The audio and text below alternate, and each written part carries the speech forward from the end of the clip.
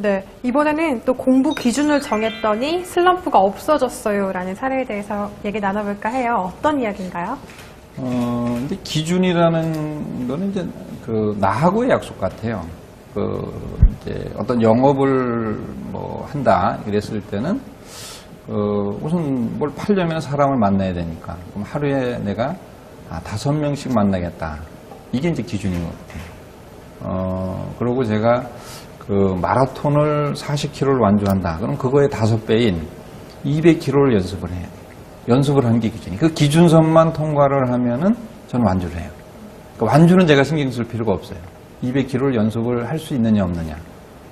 그렇게 기준을 세워두면은 걱정을 하거나 힘들지 않아요. 그런데 그 기준이 없는 경우에는 완주를 내가 어떻게 해야지 계속 걱정을 하는 거예요. 그리고 기준이 없으면은 적게 연습하고 많이 연습을 했다고 착각을 해요. 근데 기준이 있는 사람은 뭐가 완주를 못했거나 그럴 때 기준을 딱 펼쳐보면 200km 연습했는데 내가 150km밖에 연습을 못해서 딱 나와요. 그럼 나머지 다음에는 이제 그걸 채워서 연습을 하고 그러다 보니까 기준이 명확하면은 영업에서도 슬럼프가 없고 공부를 할 때도 마찬가지인 것 같아요. 우리 이제 오대우 작가가 얘기하기에 수능에서 수학 1등급을 맞으려면은 하루에 30문제를 풀면 된다. 그럼 한 달에 900문제를 풀면 1등급이래요. 그래서 20문제를 풀어서 한 달에 600문제를 풀면 2등급.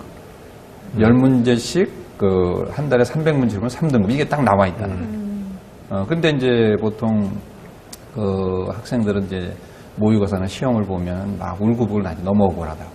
근데 기준이 있는 학생들은 그러지 않는 거예요. 내가 1등급을 예상해 2등급이 나와서 딱 보니까 700문제 푸는 게 돼. 200문제를 덜 풀었으니까 바로 공부하러 가는데 기준이 없는 학생들은 500문제를 풀고도 900문제를 풀었다고 많이 풀었다고 착각을 하니까 이제 거기에서 이제 어떻게 보면은 슬럼프가 오고 힘들어하는 것 같아요. 그래서 제가 이제 코칭 시험을 볼 때 실전으로 이제 코칭하는 대화 시험을 보는데 코칭을 하기 전에 너무 이제 못해가지고 막 망가진 거예요. 그래서 그때 제가 기준을 세운 게 40명을 다양하게 코칭을 해야겠다. 그런 기준을 세우고 그거에만 집중을 했어요. 그래서 30번이 지나가니까 코칭 합격에 상관없이 자신감이 생기는 거예요. 너무 기분이 좋은 거예요.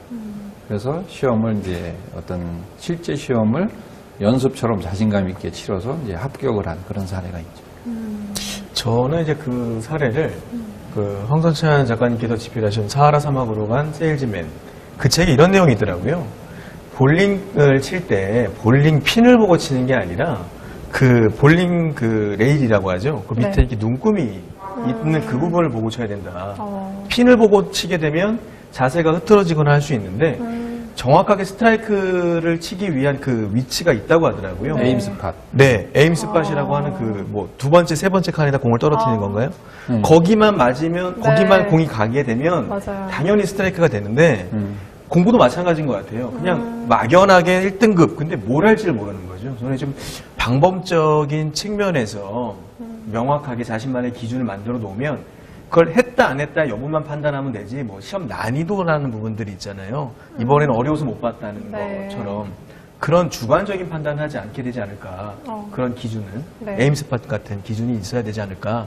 공부에서도 그런 사례가 충분히 될 거라는 생각이 들어서 그 부분을 좀 말씀드리고 싶습니다. 네, 기준을 세워두는 게 굉장히 중요하겠네요.